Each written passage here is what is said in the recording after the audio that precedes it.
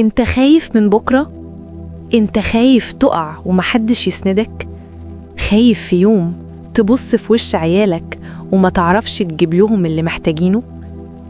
خايف تتعب وما توصلش، تحاول وما تنجحش؟ بس أكتر حاجة وجعاك إنك حاسس إنك لوحدك، شايل كل ده ومفيش حد شايفك أصلاً. فتيجي على نفسك وتحاول تبقى راجل وتموت نفسك من الضغط العصبي، مع إن الحقيقة إنك مش لازم تشيل كل حاجة لوحدك.